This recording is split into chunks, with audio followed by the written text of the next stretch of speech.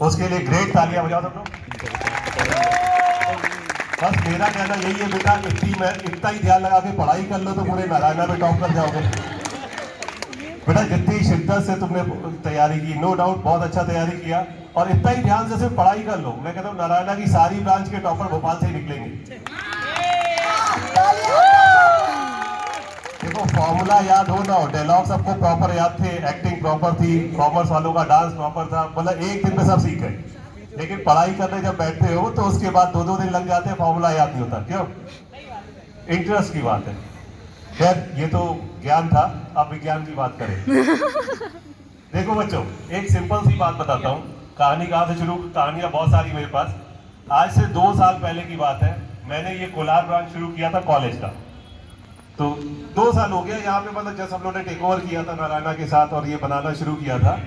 और कॉलेज में जब मैं आया था ना, शुरू किया था, तो यहाँ कुछ नहीं था। दानिश कुछ चौराहा जानते तो ही हो, कुछ नहीं था। फिर कुछ लोगों ने मुझे एक्स्ट्रा मोटिवेशन दिया कि चलेगा नहीं चलेगा, ये वो कहानी जो भी थी। मैंने सिर्फ 2 एडमिशन हुए थे, मैंने पढ़ाना शुरू किया था। 2 से 4 हुए, 4 से 8 हुए, ऐसे करते करते करते आज की डेट में हम लोग 100+ से भी ऊपर पहुंच रहे हैं। इसमें क्या होता है बेटा, ओवरऑल मतलब क्या होता है? देखो मैं अकेला था, इवन बायो वालों को तो ये भी नहीं पता था कि मैं फिजिक्स पढ़ाता हूँ कि मैथ पढ़ाता हूँ। जो बायो, उसमें 4 एडमिशन बायो के थे, तो मैंने कहा बेसिक मैथ्स है बेटा, सब जगह फिट होगी, तो पढ़ो बैठ के। पढ़ाता गया, ऐसे चलता रहा। तो कभी एक चीज याद रखो, जैसे तुम लोग एग्जाम देते हो, कभी ये मत सोचो सक्सेस मिलेगा या नहीं मिलेगा। तुम्हें ये करना है, तुम्हें अपना 100% देना है।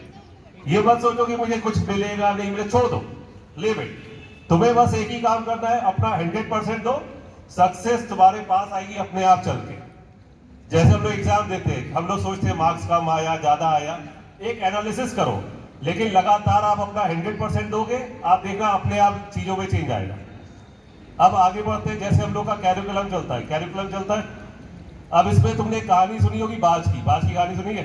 अभी एसटीडी में भी देख के आया, उनको दोबारा सुनाई देगी।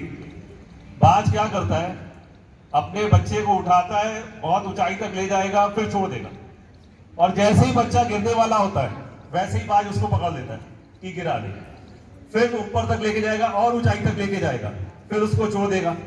जैसे ही बच्चा गिरने वाला होता है फिर उसको उठा लेता है। तो ये रिपीटली प्रोसेस चलता रहता है। फिर एक टाइम के बाद उसका बच्चा उड़ना स्टार्ट कर देता है। मैंने बाज का एग्जाम्पल क्यों दिया? क्योंकि बाज एक ऐसा पक्षी है जो बादलों के ऊपर होता है। पता है नहीं पता? इसी तरह हम लोग पूरे हफ्ते तुम लोग को पढ़ाते हैं, पूरा ऊपर तक ले जाते हैं, फिर छोड़ देते हैं। बात समझे नहीं समझे? फिर उसके बाद देखते हैं ये लुढ़क रहा है, इसको पकड़ लो। फिर 4 लोग फिर ऊपर तक लेके गए, पूरे हफ्ते पढ़ाया, फिर छोड़ दो। बस जिस बच्चे में उड़ने की चाह होती है वो बादलों से ऊपर उड़ान भरता है। बात समझे? अगर किसी में चाह नहीं, उसका आप नहीं कर सकते, लेकिन अगर किसी में उड़ने की चाह है, चाहे वो चाय वाला हो, उसको भी मैं आईटी पहुंचा दूं। लेकिन जज्बा होना चाहिए कि मुझे जीवन में कुछ करना है। मैंने बाज का एग्जाम्पल क्यों दिया? दुनिया में आंधी आए, तूफान आए, कुछ भी आए, सारे पक्षी अंदर घुस जाते हैं। बाज आंधी का इंतजार करता है, उस आंधी में बादलों के ऊपर उड़ता है। तो मेरे स्टूडेंट हमेशा ऐसे रहते हैं जो लगातार फॉलो करते हैं, फिर आगे चल के बड़ी बड़ी कंपनी में बहुत अच्छी जगह पहुंचते हैं। ये खास बात रही है। और मेरा एक जीवन का रूटीन है, मैं तुम लोग को आज एक अपना सीक्रेट शेयर कर रहा हूँ कि मैं जब भी उठता हूँ, सबसे पहले जब भी जैसे मंदिर या जो भी मत्था टेकता हूँ, मैं हमेशा ये कहता हूँ, हे भगवान, मेरे साथ जितने बच्चे जुड़े हैं वो आसमान की बुलंदियों को छुए। ये मेरी हमेशा प्रार्थना रहती है ना बच्चों? चलो बच्चों, थैंक यू।